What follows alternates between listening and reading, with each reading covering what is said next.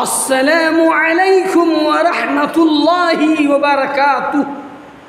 الحمد للہ رب العالمین والعاقبۃ للمتقین والصلاة والسلام علی رسولہ محمد وآلہ واصحابہ اجمعین ومن تبعهم بإحسان إلى يوم الدين۔ اما بعد، معزز ناظرین، سامعین محترم، اللہ سبحانہ و تعالی نہایت ہی قدردان ہے جب کوئی شخص اس کا قرب حاصل کرنے کے لیے مجاہدہ اور کوششیں کرتا ہے تو اللہ سبحانہ و تعالی اس کی کوششوں سے دگنا عطا فرماتا ہے۔ اللہ سبحانہ و تعالی کا قرب یہ طاعت الہی اور تقوی کے ذریعے سے حاصل ہوتا ہے۔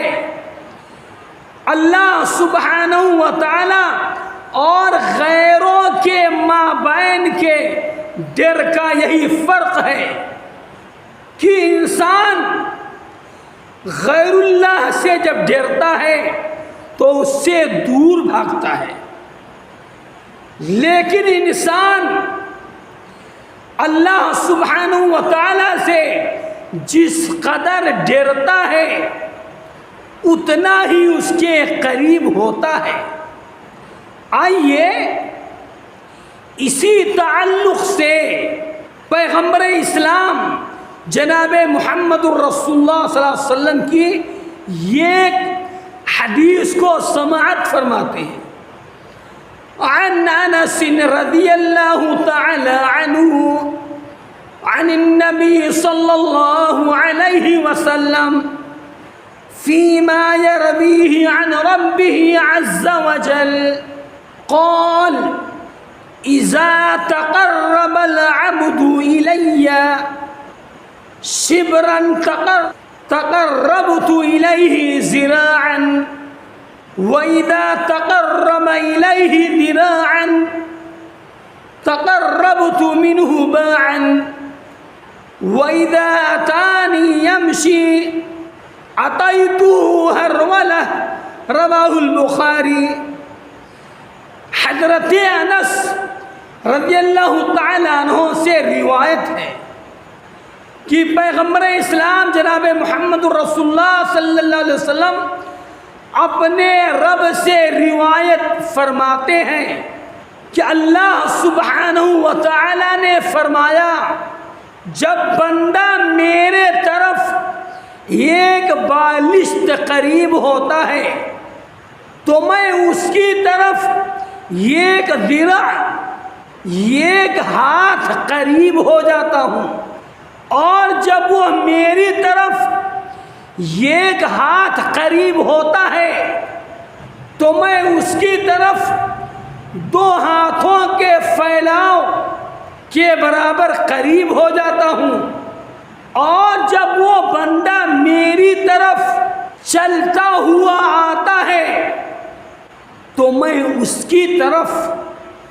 دوڑتا ہوا آتا ہوں۔ اس حدیث کو امام بخاری رحمۃ اللہ علیہ نے روایت کیا ہے، اور یہ حدیث قدسی ہے۔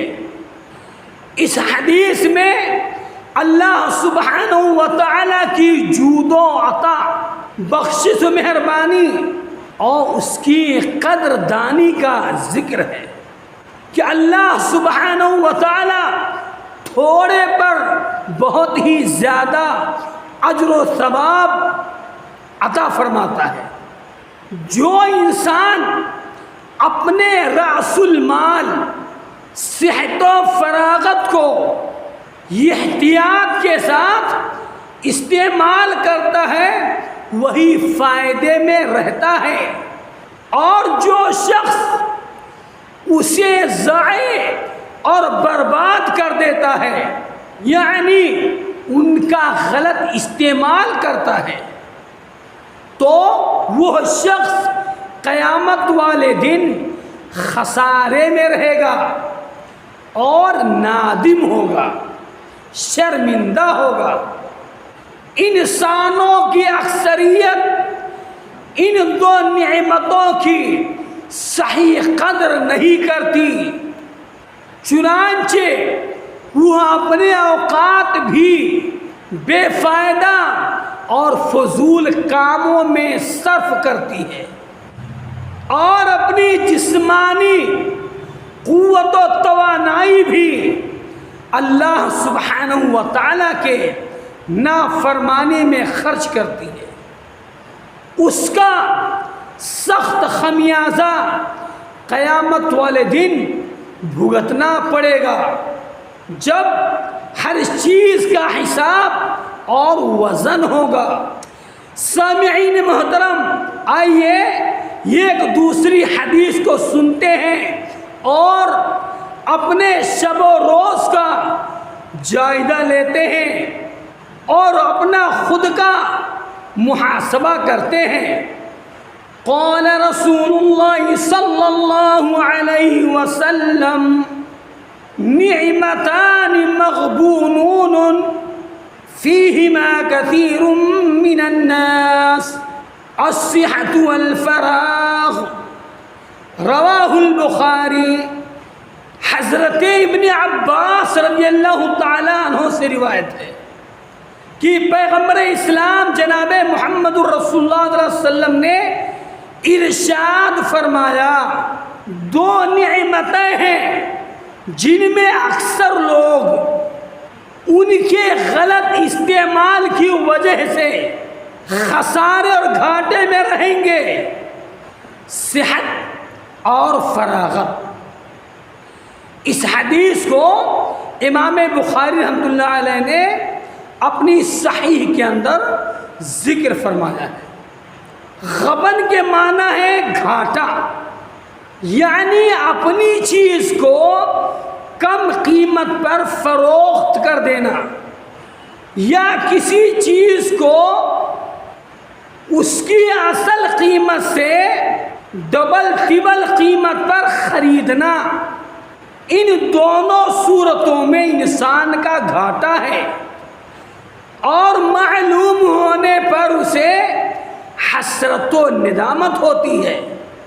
اسی گھاٹے اور حسرت کو حدیث مذکور میں غبن کہا گیا ہے۔ حدیث مذکور میں انسان کو تاجر، اسی حدیث مذکور میں انسان کو تاجر کے ساتھ اور صحت و فراغت کو راس المال کے ساتھ تشبیہ دی گئی ہے۔ میرے نوجوان دوستو، سامعین مکرم، غور کرنے کی بات ہے کہ اللہ سبحانہ و تعالی اپنے بندوں کے لیے کتنا مہربان، کتنا کریم اور کتنا سخی ہے۔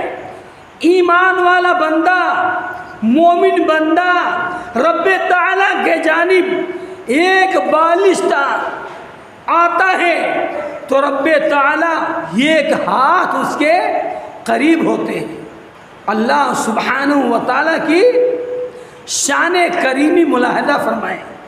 آج لوگوں کو خیر اور بھلائی کی باتیں نہیں اچھی لگتی ہیں، انسان کو ہنسی مذاق ٹھٹھا چاہیے، انسان کو کامیڈی چاہیے، اللہ اس کے رسول کی بات اچھی نہیں لگتی۔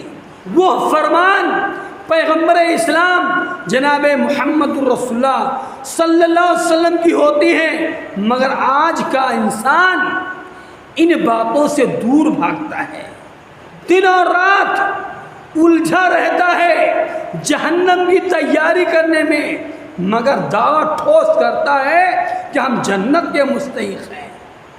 اے لوگوں، اپنے اعمال کا جائزہ لو، اپنے آپ پہ غور و فکر کرو، اس لیے اچھی باتوں کو سنا جائے، غور کیا جائے، اچھی باتوں کو دوسروں تک پہنچایا جائے۔ اللہ کے حبیب جناب محمد رسول اللہ صلی اللہ علیہ وسلم کا یہی حکم ہے۔ ہمارے نوجوانوں کو اپنا وقت ہوٹلوں کے باہر بیٹھ کر ضائع نہیں کرنا چاہیے، مسجد سے ہمارے نوجوانوں کو جڑنا چاہیے، ہمارے بزرگوں کو مسجد کی طرف آنا چاہیے۔ وہ جو کام نوجوان کا ہے وہی کام آج کل کے بزرگ بھی کرتے ہیں کہ مسجد میں نہیں آتے۔ اللہ سے دعا ہے کہ اے رب تعالی ہر مومن مسلمان کو، جوان ہو، بزرگ ہو، نوجوان ہو، سب کو اسلام کی تعلیمات پہ عمل کرنے کی توفیق عطا فرما، آمین۔ وآخر دعوانا ان الحمد للہ رب العالمین، والسلام علیکم ورحمۃ اللہ وبرکاتہ۔